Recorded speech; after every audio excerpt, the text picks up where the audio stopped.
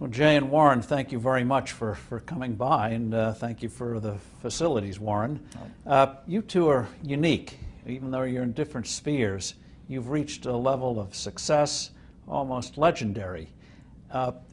What did you do? What made you different? Warren, we'll start with you, because they're investing. There are a lot of bright people.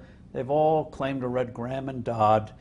They all claim to be disciplined, and yet there's only one Warren Buffett. Well, I was lucky that I got started early. I mean, it always helps if you get started early. And my dad happened to be in the investment business, so I would go down to his office on Saturdays. And so at age probably 7 or something, I started reading these books that were around the place. And so I had a 15-year jump on many people in a sense, and that helped a lot. And I was always fascinated by it. I mean, I knew what I wanted to do early, and I think that's a huge advantage too. And then you don't need a lot of brains in this business. I mean, I've always said if you got an IQ of 160, give away 30 points to somebody else, because you don't need it in investments. What you do need is emotional stability. You have to be able to think independently, and you have to be when you come to a conclusion, you have to really not care what other people say, and just follow the facts and follow your reasoning. And that's tough for a lot of people. That part I think I was just lucky with. I was born that way. In terms of emotions, it's a truism that in investing, emotions are your enemy. Absolutely. That when the market's good, if you feel good, don't. If you feel bad, you should probably do it. Right. But how did you? What was that extra thing where so many will acknowledge that, and yet we saw in the current crisis they panicked while you went into seemingly potential disasters like GE and Goldman Sachs. Yeah. I can't really tell you the answer. I mean, I didn't learn in school or anything. It never bothered me if people disagreed with what I thought, as long as I felt I knew the facts. I mean, there's a whole bunch of things I don't know a thing about. I just stay away from those. So I stay within what I call my circle of competence. You know, and Tom Watson said it best. He said, I'm no genius, but I'm smart in spots, and I stay around those spots. Well, I try and stay around those spots, and I just don't have a problem if somebody says, you're wrong on something. I go back and look at the facts, and I think that really is much more important, frankly, than having a few points of IQ or having an extra course or two in school or anything of the sort. You need emotional stability. And so in terms of people who are not even in the business, if they, I think we were talking when we had dinner the other day about how in tennis, most of us are never going to get to Wimbledon. But if we just focus, as somebody once said, get the ball over the net. Don't try to be fancy about it. Just get the ball over the net. You'll do fine. Yeah, and that's a little bit like, I've got this rule, the first rule is don't lose, and the second rule is never forget the first rule. So it really isn't so much having a lot of brilliant decisions. It's just not really having some terrible ones. And frankly, I did learn from Ben Graham how to avoid ever having any disasters in investments. It wasn't that you were going to come up with the very smartest thing, but if you never have any significant losses, some singles and doubles will produce a lot of runs before you get through. Who was Ben Graham? He was your primary mentor, model? He was a wonderful man, and he was my professor at Columbia. I read his book when I was 19 at the University of Nebraska, and I'd started investing when I was 11, and I started reading about it when I was like 7. So I'd gone through I read every book in the Omaha Public Library that there was by the time I was 12 on investing and stock market. And I had a lot of fun, but I never really found out, I never got grounded in anything. And it was entertaining, but it wasn't going to be profitable. And then I read Graham's book, The Intelligent Investor, when I was at the University of Nebraska. And that just opened the whole thing up to me. Yeah, and I named my oldest son is named Howard after my dad, Graham Buffett, and he was a marvelous man. Never expected anything from me in return. He just did all these things for younger people.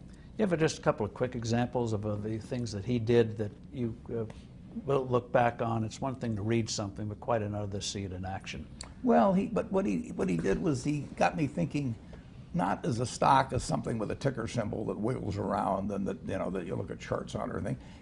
He taught me to think about it as part of a business, and that was vital. And he taught me not to really pay any attention to stock market fluctuations except when they were working in my favor, so that not to get elated because something had gone up or depressed because it went down. So if I knew the facts on something and it went down, I bought more of it, you know, and because I looked at it as a business. And then he taught that famous lesson about a margin of safety, that you don't drive a truck that weighs 9,900 pounds across a bridge that says limit 10,000 pounds, because you can't be that sure about it. If you see something like that, you go down a little further down the road and you find one that says limit 20,000 pounds, and that's the one you drive across. So he, in effect, taught you that stocks weren't just numbers. Numbers were shorthand for flesh and blood businesses. Absolutely. And very easy to overlook. I've never forgotten it. Jay, you are in a business that's perhaps even more competitive, because there's probably not a young person in the country who at some point in their lives wants to be an entertainer, a star. Right. And you've not only have done it, but you've done it consistently. And even though you're only 40 going on 41, in that business, that's almost like 80 in Warren's world. It's tough to do more than one or two. Looking back, what were the things that broke you out of the pack in the most dramatic way possible? As I was listening to him, I just hear all the similarities and all the things in what he's saying, right? Because if you don't look at it as tickers and things like that, you're really just searching for the truth within, you know, all that. And within all the numbers and all the chaos, you're just searching for the truth, right? And that's the key to being a recording artist, right? You're telling your story or finding your truth at the moment. You know, mine's a little opposite from Warren, because I started a little later. My first album didn't come out till I was 26, so I had a bit more maturity of where I was at. It's my first album had all these, you know, emotions and complexities and layers to them that a typical hip hop album didn't have, because, you know, we were making it at 16, 17 years old. It wasn't enough wealth of experience to share with the world. So at 26, I had been through so many different things. I had so much wealth to share, you know, with the world at that time. And from that starting point, I've never forgotten those things. Like you said, I mean, you never forget those true things that you stick to, your basic things that you know, make you successful. And for me, it's that truth, finding that truth, the truth of the moment of where I am at the time. You know, not trying to cater to a certain demographic, you know, or, you know, not being something I'm not driving a truck over a bridge 10,000, you know, the whole thing. Like, there's so many similarities in what he was just saying. Now, in terms of a mentor, you mentioned at a young age, you got a love of words. How you meant, and before we recorded, you mentioned a 6th grade teacher brought that out in you that's lived a lifetime. Yeah, I was telling you early, like in you know, our classrooms where we grew up. I grew up in Marcy Projects in Brooklyn, and you know, our classrooms were flooded. You know, so it's very difficult for teachers to give you like one-on-one attention. You know, and there's just one 6th grade teacher. Her name was Miss Loudon. You know, she must have saw something in me, and she gave me this attention, and she gave me this love for words. You know, it's funny how it works. You know, it's, you know, worked for me to this day. But just a little bit of attention, you know. You know, she also took us on a field trip to her house, you know, which opened me up to the world. You know, my neighborhood had been my world. It's the only thing I had seen, you know. I just, you know, saw a whole different world. My imagination grew from there. You know, I wanted that. I aspired to have that, you know. A small thing, she had like a ice thing on her refrigerator. You know, you push the ice and the water come down. I was really amazed by that. I was like, I want one of those. It's true. Now, you also, even though you didn't record your first album till you were 26, you, in effect, were writing music in your own mind. Yeah, I was around music my whole life. My mom and pop had like a huge record collection, so I started out listening to music early on, and I would just write music, and you know, I just had a love from it, you know, from there. I didn't get to it, you know. I got caught into my neighborhood and my surroundings, but I've always taken it with me, and I've always went back to it, and then just got to a point where it was like, make this decision. This is something you really love and you love to do. You know, it's time to really focus on it and to get serious about it, and, you know, give it your all. And once I did that, it was no looking back from there. And you were able to overcome where you grew up, as you once put it. You saw what happened and things like drug dealing, where the life would end, and you decided at some point, I'm not going there. Yeah, just, I mean, you know, those sort of decisions that happen in, you know, many of our lives, you know, when we're faced with those fork, you know, the fork in the road moments, you know, and I was around people and I was seeing people, really genuinely nice people, going away for 13 years and, you know, all these, you know, unjust and Rockefeller laws. And, you know, I was just around that so much that I would just told myself, man, I have to make a decision at some point. And, you know, I made this decision to, you know, focus on music, which was my love, you know, and it worked out. Consistency. You know, people have a love of music. They may do 1 or 2 or 3 albums, and then for some reason they fade away. That hasn't happened to you. I think, again, it goes back to a bit of what Warren was saying as well. Like, it's the discipline as well, the discipline to not get caught up in the moment. You know, music is like stocks too. You know, there's the hot thing of the moment. You know, there's this hot electro sound, or the hot auto-tune voice, or the hot whatever's new and exciting. And you know, people tend to make emotional decisions based on that. They don't stick with what they know. This is who I am. This is what I do. And then they, you know, jump on this next hot thing, and you know, it's not for you. So for me, just having the discipline and having the confidence that in who I am, you know, and if I go into a studio and if I find my truth of the moment, there are a number of people in the world that can relate to what I'm saying, and it's gonna buy into what I'm doing. You know, not because it's the new thing of the moment, but because it's my genuine emotions. It's how I feel. It's how I articulate the world. And, you know, just having the discipline to just, you know, be yourself. Because you once said, as an artist, you are fighting against everything that's new and everyone's fascinations with new things. Yeah, shiny things. And people fall in love with shiny things. So in essence, as you grow older, you bring an audience with you because the topic of your music grows with you. Right. Right. So I mean, it never doesn't go stale. Yeah, because for hip hop is like 30 years old. Like hip hop is fairly a new genre of music, so we've never seen, you know, the maturation of hip hop, you know, in this sort of way. This never happened before. You know, people would get a certain age and still try to pinpoint this, you know, young demographic, because hip hop was a young man sport. But you know, people that listen to hip hop when they're 18, they still gonna like hip hop when they're 28. It's just that the voices in hip hop are not speaking directly to them anymore. Weren't. You know, they weren't. They were speaking to a 18-year-old demographic. You know, so, you know, you're 28, you don't have anything to listen to because no one's relating to you. So, you know, my whole thing was, I'm not gonna do that. You know, I'm just gonna make, you know, the music that I love to make and that I want to make, and I'm gonna mature with my music. And, you know, luckily for me, it was the right decision. When did you realize that not only did you have this ability with music and not to get stale, but recognize too, you have to be treated also, even though you love it, as a business, so that you don't end up, as so many do, they lose everything they have, they're in effect indentured to companies, and they're not masters of their fate. Yeah, that was the greatest trick in music that people ever pulled off, is to convince artists that you can't be an artist and make money.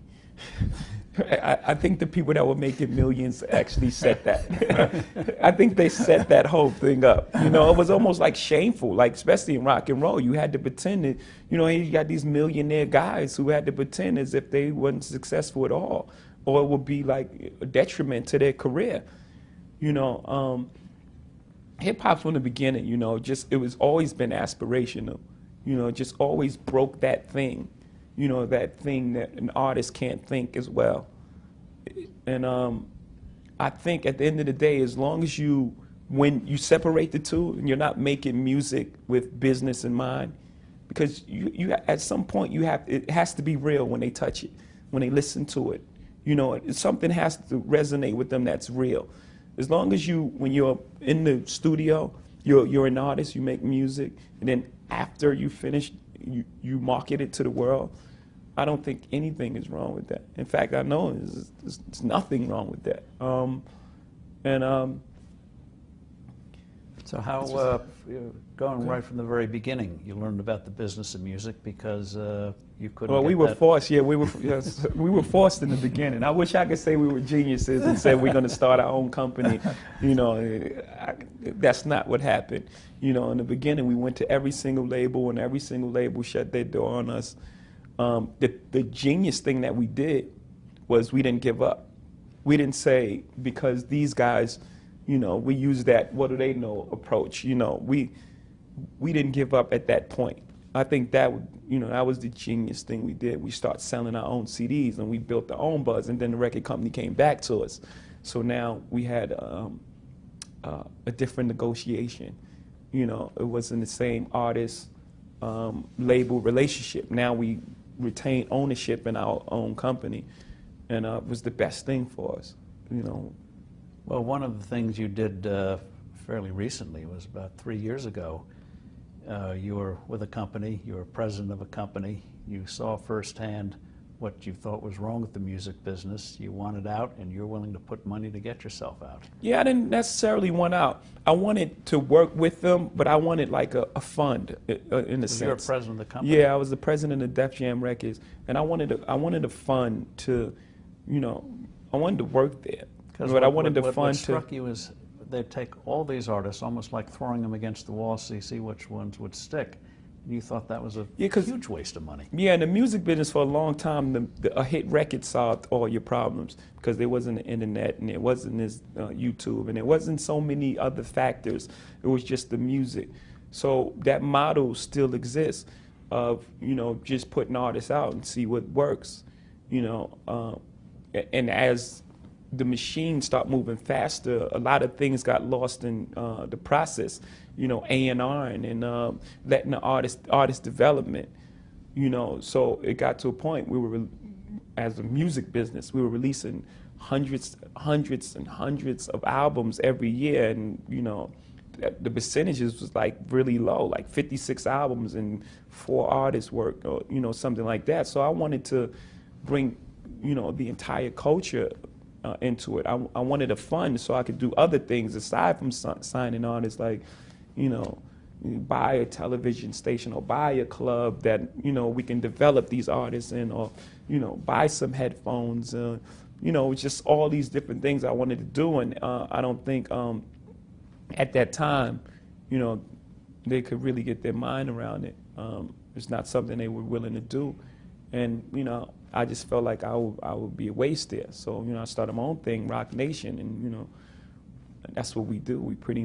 We have everything from, it's a publishing company, we have writers, it's a recording company, we have, it's a touring company, Did you have sleepless nights when you put, what was it, $5 million to buy out your last contract for an album? Yeah, at the end of that, yeah, very much so. I even have a better story for you. So my last year of Def Jam, when I proposed this and it didn't work, I went over to sign with a group called Live Nation and made Rock Nation, but that was me as a businessman. As an artist, I still had one album left with Def Jam and Universal. And I went to Doug Morrison, L.A. Reid, who was the chairman of Def Jam at the time. He did a great thing for me. He allowed me to, walk in and have the conversation with Doug. And Doug, we had a fantastic relationship, so it was very cool. But I bought my last album back. And what people don't know about is the day I had flew in from Hawaii, I was doing some recording, and I had an iPod in my pocket, and I was on a commercial flight coming from Hawaii to New York, and I had on jogging pants. And my iPod with all the music that I recorded was missing. It was on a plane somewhere. So I had to walk into the office the next day and buy an album back that might leak the next day. So every day I would wake up and be like, I would check all the internet places and everywhere and be like, for like 3 months. But you know, at the end of the day, it was worth it. You know, just, you know, I was heading in a different direction, and just that freedom, and it turned out to be a great decision for me. It was a great decision for the company. They got some money, and, you know, a great decision for me. Got a very successful album, The Blueprint 3, and, you know, which had Empire State of Mind on it. Was sold about, you know, 4 million singles itself, and you know, which someday may become the anthem for New York. Yeah, actually, my first #1 record was, I mean, as a solo artist, you know, I had #1s as collaborate with collaborators, but my first #1 across the board album, record came off that album, so it was like really good time for me. And I think, and I believe in, you know, everything aligning up. So I think it happened at that time for the right reason. That leads to, you mentioned things line up. Luck. We all know hard work's essential, discipline's essential, staying power is essential, but there's that element there that you can't quantify, but you know it's there. Warren, you've had some thoughts. Well, there's a lot of luck. I mean, just being born in the United States in 1930, the odds were like 30 to 1 against me. I mean, you know, I didn't have anything to do with picking the United States as I emerged, and having decent genes for certain things. And in my own case, I was sort of wired for capital allocation. And being wired for capital allocation a couple of 100 years ago in Nebraska wouldn't have been a thing. And even now, being born in various parts of the world, it wouldn't have meant much. But here I was in this soon-to-be very rich capitalistic system, and it just so happened that what I did paid off enormously in a market system like we have. And if I'd had a talent in some other area that was way less commercial, I mean, I would have had a good time doing it, but it wouldn't have paid off like this. But of course, Jay said it perfectly when he talked about, you know, he's in there recording for himself, and the money comes afterwards. I mean, I got to do what I love. I mean, and it doesn't get any luckier than that. If you can spend your lifetime, and I'm 80 now, and doing things you love every single day. I mean, I would be doing what I do now, and I would have done it in the past, if the payoff had been in seashells or shark's teeth or anything else. If you can go to work every morning, I tap dance to work, you know, and I come down, and every day's exciting. So that is lucky. I mean, that didn't have to happen that way. If I'd been born in 1930, if I'd been born a female, if I'd been born black, I would not have had the same opportunities that I had. I mean, it's chance. I mean, my parents loved my sisters just as much as they loved me. My sisters are just as smart or smarter than I am and all of that, but they didn't have the same expectations in the 30s for a young smart girl as they had for a young smart guy. And so I've had all kinds of luck. I had the luck of, I got turned down by Harvard. Well, getting turned down by Harvard meant I got to study under Ben Graham at Columbia, which changed my life. All kinds of things have worked out. So I just hope I stay lucky. I've been lucky for 80 years.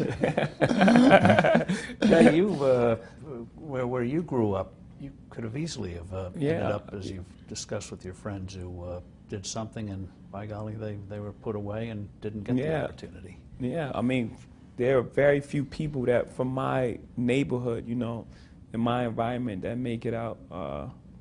I mean, forget about to be successful, to make it out alive, you know, or to be incarcerated. You know, I have a great friend, you know, who just came home, who's one of the most beautiful people you ever meet, you know, and he's, you know, he just came home from doing 13 years, and we were together every single day, you know, and had it not been for music and music taking me out, you know, at the right time, you know, my life could very easily have been his, very easily. We were together every single day. Well, mention the story about London. Yeah, so they did, you know, we were into different things. We were into a lot of street things, and you know, just so happened I had a talent to make music, and a guy by the name of Jazz, who I started out with really early, you know, he got the opportunity, he got to deal with EMI. He had the opportunity to go to London to record his album, and you know, I went along with him, and we waited for 2 months. Well, in that 2 months, there was a sting operation.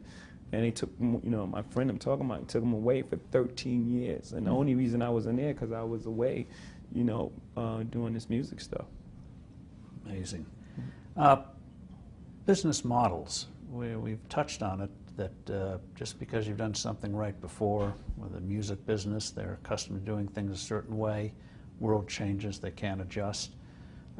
Warren, what advice do you have? You've seen it in the newspaper business. You made your name. Washington Post, Buffalo News. Right. Legalized monopoly. 30 IQ, you could put them in those businesses and they'd succeed. Yeah, right. and then now they're It happens. all crashing. It happens. I mean, street railways were big here almost 100 years ago. But I will say this about investing. Everything you do learn is cumulative. I mean, that doesn't mean that industries stay good forever or businesses stay good forever, but learning to think about business models. What I learned at 20 is useful to me now. What I learned at 25 is useful to me now. And so it's not a field that changes dramatically in terms of the underlying principles. It's like physics. I mean, there's underlying principles. Now they're doing all kinds of things with physics they weren't doing 50 years ago. But if you know if you got the principles, if you know what makes a good business, if you know what makes a good manager, if you know what makes a good product, and you learn that in one business, there is some transference to other businesses as you go along, and you learn what things you're not going to understand. I mean, knowing what to leave out is just as important as knowing what to focus on. And I don't think I can win every game. Somebody said, "How do you beat Bobby Fischer?" You play him any game except chess. So I don't play Bobby Fischer chess. And there's a lot of value to learning that over time and learning what you're good at and what you're not good at. And Jay, your business is like in the newspaper business. You yourself have said that record companies are anachronistic, that they lost it. They lost it with Napster. Explain how they did it and what you learned from it and how you think you can go forward and survive in an environment where what had been true for decades is no longer true. Yeah, I think that's a big thing about a business is recognizing change. The variables are not the same. There's a big thing called the internet, so it changes the landscape of everything. I think the consumption of music is at an all-time high, but as we see, the music business is down, so something has to be done there. It was a time in music where a hit solved everything. You just had a hit, it didn't matter what was going on. Get a hit, and it solved everyone's problem. Covered a lot of sins. That's no longer true, not today, and I think, just having that mentality for so long, I think the music business is still stuck in that place because, we haven't figured that we haven't figured it out. That Napster, they made a huge mistake on Napster. Yeah, well, Napster came along and there was this file sharing thing, and at the time we had the opportunity to embrace it, and this way you can control it. It was one place. But when you stop Napster and we shut down Napster, just the arrogance that we had, it made 1 million Napsters. Now it's impossible to control. Just that sort of thinking. I think in business one of the biggest things is to open yourself up for change. You don't have to change who you are and how you operate, but just if the landscape has changed, then the way we do business has to change somewhat. We don't have to change who we are. We have to change the way we go about it. Because like I said, the consumption of music is higher than ever. Well, you've done it in your own music. As you've gotten older, you've brought audiences with you and others have not. What are you doing in terms of the model that's been shattered in music? You mentioned when you left the record label company, you saw you had to do certain things. How are you recreating a model that can work in the future? For one, we're taking our time with artists and artist development. For two, there's just so many different parts of the business that we're in. For a long time, music wasn't into touring. Now they're making up these 360. I don't want this to be like a record company bashing thing. Now they're doing this they bash themselves. You can do it now. You couldn't have done it 20 years ago. This whole 360 model, and it's like that's not what the record company does. The record company is not in the touring business. So why would an artist sign rights to you, and that's not what you do? That's not your area expertise. But we're with the biggest concert promoter there is. So there's You know, we're into publishing. There's just so many different aspects of music. We're into more of it now, and you know, we're getting better at it. You know, just to open up different avenues, you know, to make ourselves successful. So touring, clothing, and Touring, also clothing, movies, publishing, you know, just. I don't want to compete with him, Steve. No, I'm not interested yet. But and then on the tours, you are wise enough or big enough for something where you don't mind sharing billing with Eminem or Bono. Yeah, it's fun for me, for one, and for two, like we were saying in the car, like, you know, 1 + 1 is 3 for me. You know, I don't have that ego where I have to be the only guy on the bill or the only one that people look at. You know, I'm cool with going out with other artists. I've been doing it my entire career. You know, before Eminem, before Bono, it was, you know, R. Kelly or 50 Cent or, you know, DMX. You know, I've been doing it my entire career. I just believe that, you know, the giving people a better package. You know, that when they leave the concert hall, they want to come back again. You know, you can get them there the first time.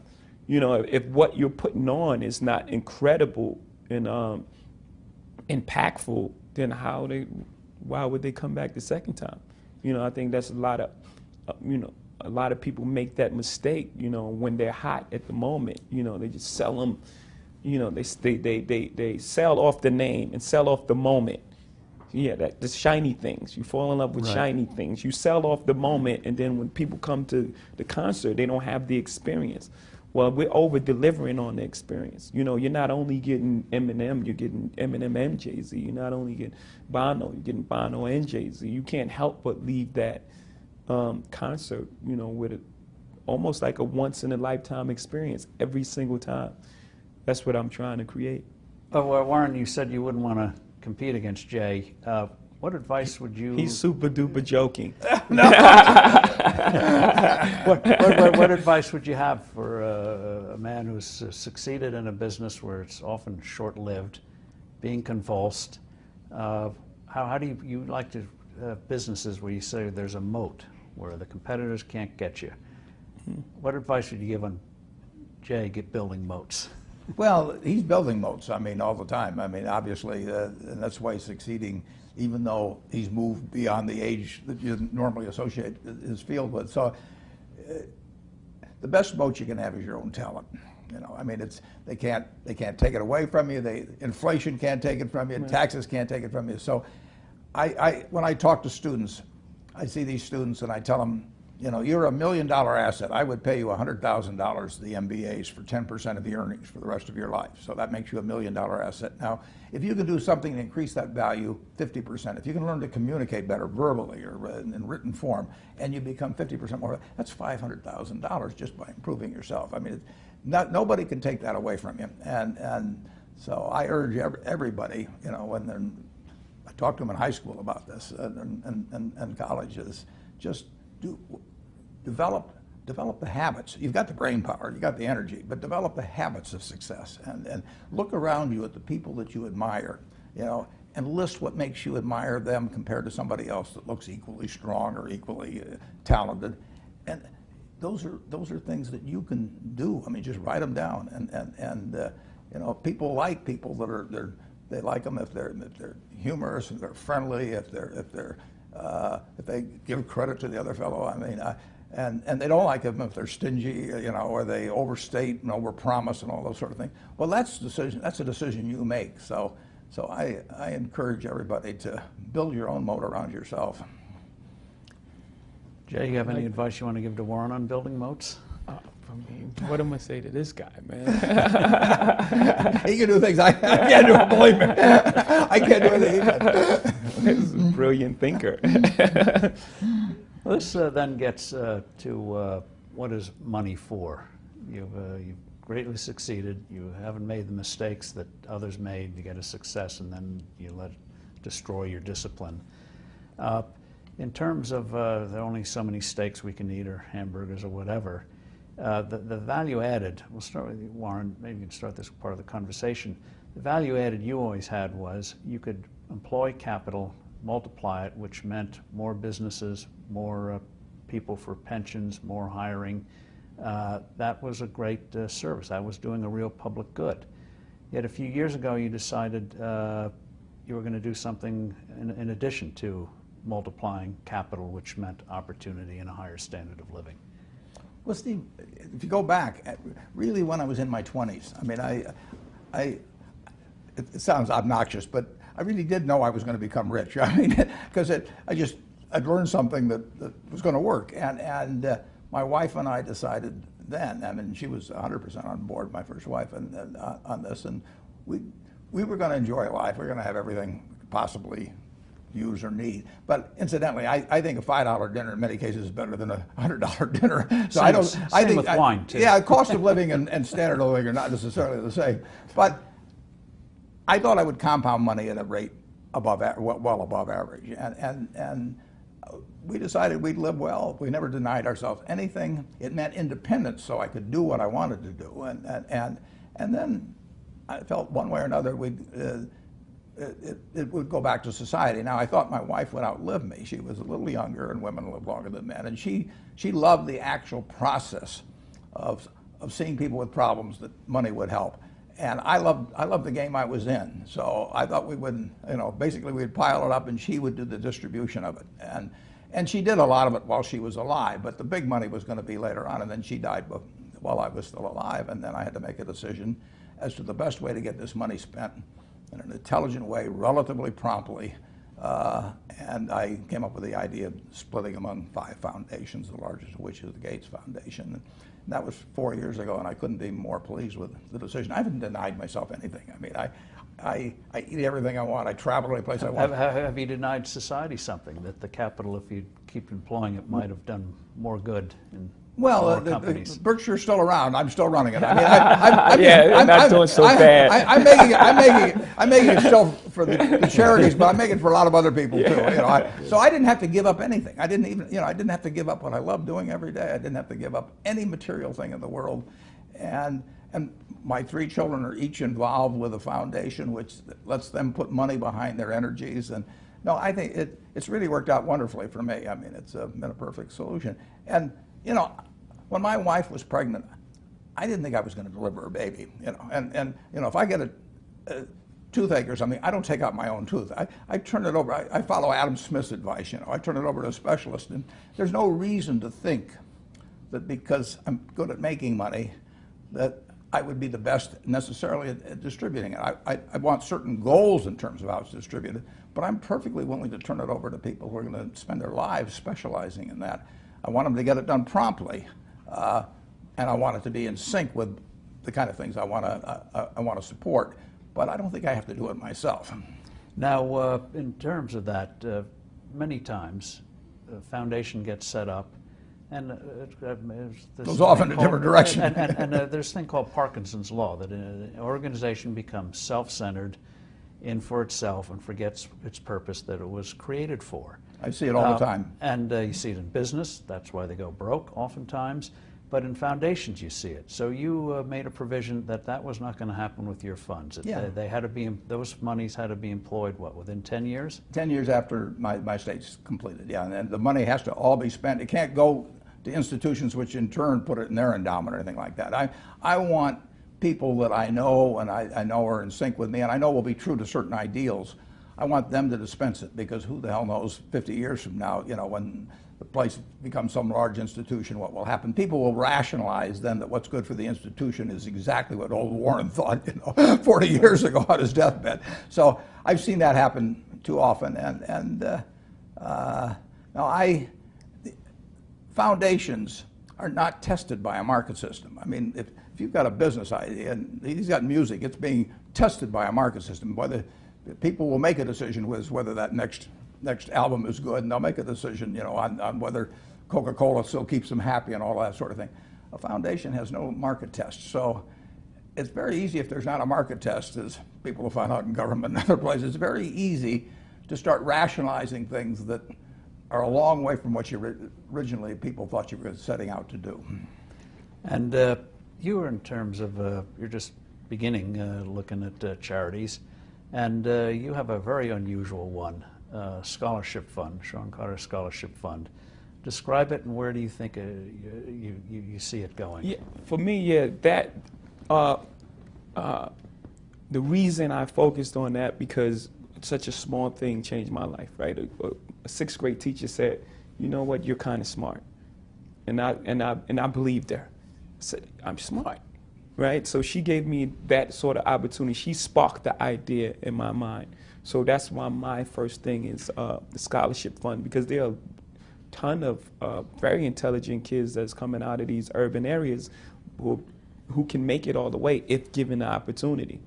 And so it's a challenge that I gave to my mom, and my mom is so involved with it. Like she gets on the bus and she takes these kids to their to interview with colleges, and now we're starting to see kids graduate from college, and that sort of feeling, when it's real. I'm not just sitting home writing a check and for whatever reason to make myself feel good or anything like that. It's something that I really want to do, and I'm really into and excited about. So it's effective philanthropy, in other words. Right. I mean, yeah, and I'm seeing the results. I'm seeing, we were getting our first graduates from the Sean Carter Scholarship Program, which is, like, for me, the best thing ever. And it seems like a contradiction. When you think of commerce, it's meeting the needs and wants of others. You provide the music, people like it. You do well, they get the pleasure. More on investment returns, good companies. And but yet in philanthropy, if you think about it, is almost the same opposite side of the same coin, meeting the needs and wants of others. A little different way of doing it, but again, as you say, it's not just writing a check, it's making sure it's actually delivering what it's supposed to deliver. Right. It's tougher than business too, Steve, because you're looking for easy things to do in business. I mean, you're looking, if people have liked drinking Coca-Cola for 100 years, they'll probably like it for another 100 years. It doesn't require any great brain power to figure that kind of thing out. But in philanthropy, often you're tackling the tougher problems of society. You're tackling things where people have applied money and intelligence before and haven't really solved the problem. I mean, education is a great example. So you're really taking on things where you're not going to succeed every time. And if you like succeeding every time, it's you have to adjust to that. If you succeed 100% of the time in philanthropy, the projects are too easy, and you've got to look for things that are important and where you may fail. Right now, Gates is working on polio, eradicating. They've got 99% of the way there, but the last 1% is very tough, and nobody knows for sure whether that'll get done. We did it with smallpox in the past, and so it's a different mindset, and you don't get the same feedback you get in business either immediately. That gets also to a universal thing, learning from mistakes. One of the things you do in your annual report, which has become a classic, is you will discuss what went wrong, like Dexter, and what you learned, and what you learned from it. Sure. Tough to do. Well, it's very important to recognize mistakes. I mean, if somebody goes around and says, I never made a mistake, I mean, you quit listening to them. I mean, they're in a dream world. So, so facing up to it, it's a little like in terms of discussing issues. You should be able to discuss the other fellow's position just as well as you can discuss your own. So, I mean, that's part of thinking well, and certainly part of making good decisions in business is recognizing the poor decisions you've made and why they were poor, and that doesn't mean you never do the same thing. I mean, because sometimes it was a freak situation, but I have made lots of mistakes. I'm going to make more mistakes, but Babe Ruth struck out a lot of times. I mean, it's the name of the game that you do it. You don't want to expect perfection in yourself. You want to strive to do your best, but it's too demanding to expect perfection in yourself, and it does some good to recognize them and not start trying to go around kidding people about them. Getting the message out. You've done a very high-profile thing to get the message out on giving. Why, and where do you think it's going to lead? And then I want to ask Jay, very different audience, how do you get the message out on the importance of philanthropy, on helping people so they can have the opportunities you had? Absolutely. Well, the way I got the message out was to get a copy of Forbes and look down that 400 list and start making phone calls. Thank you. And Bill Gates and Melinda did the same thing, and we we've only called 80 or so people so far, and some of them I know, some of them I don't know. And we've gotten way better reception. To some extent, we high-graded the mine, as they say in the mining business, so we picked people, in many cases, but not all cases, where we knew that they had pretty strong philanthropic interest. But it was very low-key, and we just asked them if they would sign a pledge, not legal but moral, that they would give away at least half of their net worth, either during their lifetimes or at death. And about half of the people that we called, maybe slightly over half, have said they'd be delighted. And we've asked them to tell their own story, and the stories are fascinating. I mean, how people got to that decision, how they evolved, how their family was involved in it, how maybe personal experiences had shaped that. But it was really very encouraging. I don't think you'd find that in any other society in the world other than the United States. And we'll see how far it goes, but it will go further. But even if it only went as far as it's gone, it will have an impact, Steve. So you think that even those who were giving are now, in effect, in their minds, upping it? I think certainly in some cases, I know that's the case. And the very fact of getting involved and spending more time thinking about it, talking with your family more about it, I don't think it ever leads to reduced giving. And I think sometimes I've seen examples of it here, it's led to more. The real interesting thing will be as if it leads to smarter giving over time. We hope to get this group together once a year and talk about, again, mistakes. But then do you see the same kind of entrepreneurship we see in commerce in philanthropy? I mean, there are a handful of large organizations, and except for Habitat for Humanity and a couple of others, they've been around for decades. Yeah, there's some. It's harder to evaluate. It's not a market system. Right. I mean, you can't put out a P&L at the end of the year, and you can't measure things. You know, I don't believe in measuring quarterly results in business, but the timetable on many things is much longer in philanthropy. So it's not as easy a game to me as business, but it's an important game. And the fact that you can't do it perfectly does not mean that you should sit on the sidelines, and it does not mean you can't learn from others.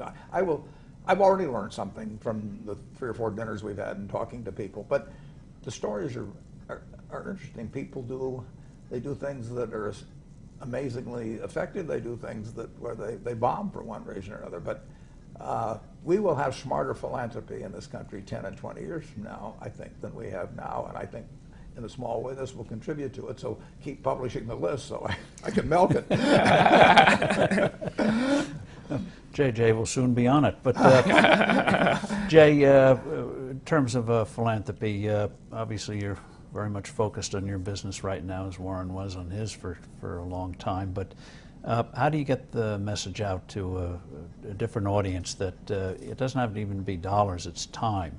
And what your teacher did, taking you and showing you another world, or your mother getting you emotionally with your father in a way in which you could move forward in your life and improve your life. Yeah, I think the first step for us, because we, as far as entertainers, we're like the first generation to really capitalize off our talent. For many years, artists they were dying broke because the record company took advantage of them in some way, form, shaping up. Right? This is like that really first generation. I mean, from where we're from. I'm not talking about the rock star. I'm not talking about vinyl. So the first thing for us, for me, I believe, is to lead by example and show how these things have an effect on people's lives in a real way, and to tell that story of this is the neighborhood that made me, and I know there's future generation of stars in this neighborhood as well that we must help out as well. If given the opportunity, what someone can be if given the opportunity. So my first thing is to show by example, and then I'm gonna slowly pull a guy like me and Puff made the. I think we could have done more. I think we could have visited and been there closer, but we've made a huge pledge to, Katrina together. When we did that united front and we made a donation together, it showed hip hop that sort of power of how we can get together and do these sorts of things. So again, my first thing is to do it by example and show it how it works and show the example of how opportunity change people's lives, and we'll move forward from there. And looking both forward and backwards, when you think of certain people of the past, like philanthropy, Andrew Carnegie, big steel man, first billionaire, but great public works, libraries. Warren, 50, 100 years from now, when people say Warren Buffett, what handful of words do you have come to mind? They'll probably say Berkshire Hathaway. I hope it's still around and doing very well, too. If it isn't, I'll come back and haunt him. No, what I've done has not been very complicated, or I've followed somebody else's teachings. But what I really hope, if you could pick one word, it would be teacher. I mean, I got enormous amount. I mean, Jay has talked about his 6th grade teacher. I think almost anyone that's been successful has had a teacher. Maybe not a formal teacher. I mean, it can be a parent, obviously, but somebody's had a teacher that's affected them. And if you can pass that along, I think that's better than money, actually. Jay, how? Man, because in some senses you're a pioneer. Yeah, I think a lot is, I hope to inspire, like, I guess Obama took this thing already, but, just the hope of, how far we can make it, and the hope of, if you really apply yourself and stay true to who you are, how far you can come from where you come from, because my sort of success, I mean, where I'm from is like, Jay is teaching all the time. I mean, he's teaching a lot bigger classroom than I'll ever teach, and it's important. I mean, they're going to learn from somebody. A young person growing up, and he's the guy to learn from. So just the hope, and hope. I think that's crucial, especially as people begin to recognize, yes, you're a fantastic artist, but unlike artists of the past, you also knew how to take control of your destiny by learning about business, learning about distribution, all the innards of production, so that you weren't going to lose what you created. Right. Right. Well, thank you. Thank you. Thank you.